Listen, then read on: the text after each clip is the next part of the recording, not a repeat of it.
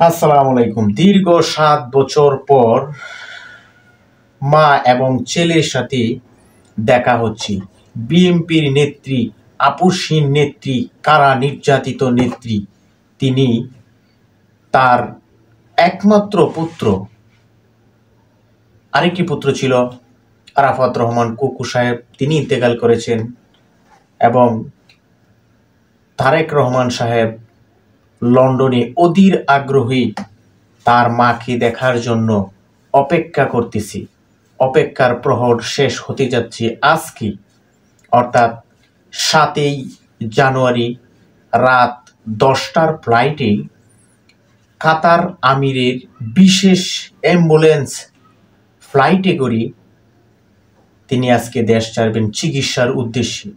আসলে বিএনপি নেত্রীকে দীর্ঘদিন এই তার যেই নাগরিক একটি অধিকার, সেটি একমাত্র রাজনৈতিক প্রতিহিংসার কারণে তার চিকিৎসার সুব্যবস্থা বিগত সরকার করেনি। এটা অত্যন্ত নিন্দনীয় এবং ঘৃণিত কাজ। বিএনপি নেত্রী আসলে তার উদারতা সেটি বলে প্রকাশ করার মতো কিছু নেই। আজকে এই বিএনপি নেত্রীকে যখন আসিফ নজরুল স্যার, বর্তমান উপদেষ্টা মণ্ডলীর একজন সদস্য, তিনি প্রশ্ন করেছিলেন যে আপনার আক্ষেপ কিংবা শেখ হাসিনার সরকারের পতনের আপনার কি, তিনি এর উত্তরে কোনো কথাই বলেননি। খালেদা জিয়া তিনি আসলে বলেছেন সব আল্লাহর ইচ্ছা, তিনি যা করেন ভালোর জন্যই করেন। আসলে এই নির্যাতিত নেত্রীকে, আপসহীন নেত্রীকে, বিএনপি নেত্রীকে তৎকালীন শেখ হাসিনা যেভাবে কটাক্ষ করেছে, আসলে এটা রাজনৈতিক শিষ্টাচার বহির্ভূত। তিনি বিএনপি নেত্রীকে যখন সাংবাদিকরা প্রশ্ন করতো যে বিএনপি নেত্রীকে চিকিৎসার ব্যবস্থা করে দেন না কেন, তখন শেখ হাসিনা এই প্রশ্নগুলো বারবার ছুড়ে দিত যে তিনি অসুস্থ দেখতেছি, কই তিনি তো মরেন নাই, তার তো কিছু হচ্ছে না। আসলে এই যে একটি রাজনৈতিক শিষ্টাচার বহির্ভূত এবং হিংসাত্মক বক্তব্য, এর কারণেই কিন্তু শেখ হাসিনার প্রতি মানুষের ঘৃণা, আস্থা কমে যাওয়া এবং খালেদা জিয়ার প্রতি মানুষের একটি ভালোবাসার জায়গা এখানেই স্পষ্ট হয়ে উঠেছে। আসলে দেখুন, যার যার কর্মফল তাকে ভোগ করতে হবে। আজকে এই শেখ হাসিনাকে সারা দেশের মানুষ একটি বিপ্লবের মাধ্যমে, একটি অভ্যুত্থানের মাধ্যমে আসলে তাকে দেশ ছেড়ে পালাতে হলো। আর অন্যদিকে বিপরীত দিকে যেই নেত্রীকে নির্যাতন, নিপীড়ন, জেল, জুলুম, মামলা, হামলায় অবরুদ্ধ করে রাখা হয়েছে, রাজনৈতিক কোনো কর্মকাণ্ডে তাকে অংশগ্রহণ করার সুযোগ পর্যন্ত দেয়নি, সেই নেত্রীকে আজকে বাংলাদেশের কোটি কোটি জনতা বরণ করে তাকে লাল গালিচার শুভেচ্ছা দিয়ে এবং দুই ধারে লক্ষ লক্ষ জনতা আজকে এয়ারপোর্ট পর্যন্ত এগিয়ে দিচ্ছে। আসলে নিয়তির কি অদ্ভুত লীলা, সেটা আসলে বোঝা বড়ই কঠিন। এই বিএনপি নেত্রীকে নিয়ে আসলে বিগত সরকার যেভাবে কটাক্ষ করেছে, যেভাবে যেই ভাষায় ব্যবহার করেছে, বিএনপি নেত্রীর কাছ থেকে আপনি কয়টাই ধরনের বাজে মন্তব্য, বাজে ভাষা দেখাতে পারবেন?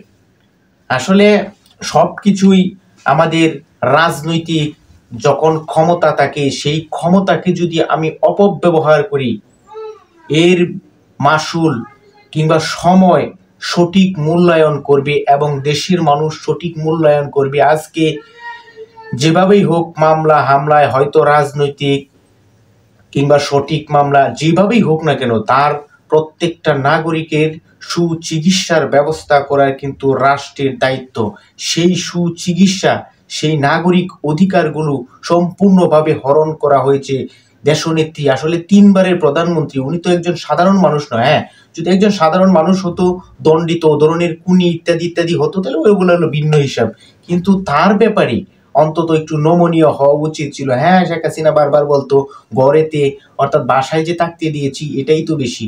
আসলে এগুলা বলে মানুষের মনে কতটুকু গ্রহণযোগ্যতা অর্জন করেছে, সেটার প্রমাণ কিন্তু এখন দেখতেছি বাংলাদেশের জনগণ, এবং তিনিও হয়তো দেখতেছেন আজকে খালেদা জিয়াকে যখন হাজার হাজার মানুষ কিংবা সেনা অফিসার বিভিন্ন রাজনৈতিক দলের নেতৃবৃন্দ যখন তাকে শুভেচ্ছা জানিয়ে আজকে বিদায় দিচ্ছে, বিএনপি নেতাকর্মীরা অশ্রুসিক্ত নয়নে আজকে তাকে বিদায় জানাচ্ছে এয়ারফুটে, অর্থাৎ রাজধানীতে ফিরোজা বাসা হতে দুই ধারে সারিবদ্ধভাবে যেভাবে বিএনপির নেতাকর্মীরা উৎসুক জনতার, আসলে সেটা আবেগী একটি মুহূর্ত এখানে তৈরি হয়েছে।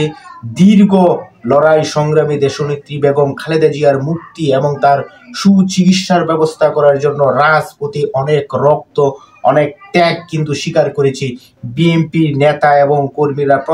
এই বিএনপি নেত্রীর মুক্তির জন্য কিন্তু অনেকেই নিহত হয়েছে।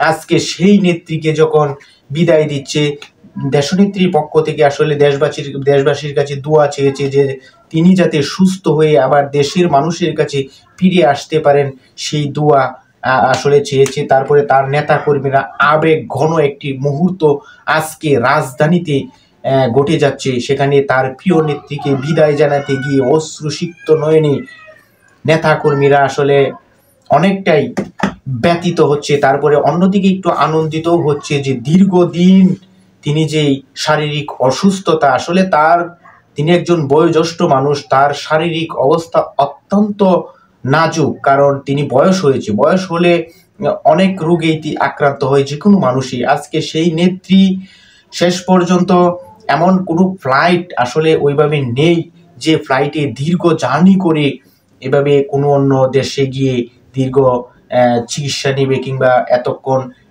ট্রেনে গিয়া ওই বিমানে কিংবা হেলিকপ্টারে বসে থাকতে পারবে। আসলে এখানে বন্ধুত্বপূর্ণ আচরণ, বন্ধুসুলভ ব্যবহার দেখিয়ে, খালেদা জিয়ার প্রতি উদারতা দেখিয়ে এবং কৃতজ্ঞতা স্বরূপ আজকে কাতারের আমির যে একটি এয়ার অ্যাম্বুলেন্স পাঠিয়ে খালেদা জিয়াকে সম্মানিত করেছে, বিশেষ করে বিএনপিকে সম্মানিত করেছে, এটা আসলে একটি উদাহরণ এবং নজির হয়ে থাকবে। আর অপর প্রান্তে আজকে হাজার হাজার মাইল দূরে তারেক রহমান সাহেব আগামী দিনের বাংলাদেশের তিনি রাষ্ট্র ক্ষমতায় আসার স্বপ্ন দেখতেছে। বাংলাদেশের বিএনপি পন্থী যারা আছে তারাও স্বপ্ন দেখতেছে এই মুহূর্তে একটি নির্বাচন হলে বিএনপির যেই জনপ্রিয়তা, সেই জনপ্রিয়তায় তিনি ক্ষমতায় আসবেন সেটা বলার অপেক্ষা রাখে না। তারপরে প্রিয় নেত্রীকে মুক্তি জানাতে যেভাবে হাজার হাজার নেতাকর্মী আজকে তাকে বিদায় জানাচ্ছে, অপর প্রান্তে কিন্তু হাজার হাজার মানুষ আজকে লন্ডনে তারেক রহমান সাহেবের নেতৃত্বে এবং তার স্ত্রী জুবাইদা রহমানের নেতৃত্বে এখানেও কিন্তু হাজার হাজার নেতাকর্মী প্রিয় নেত্রীকে দীর্ঘদিন দেখার জন্য অধীর আগ্রহে অপেক্ষা করতেছে।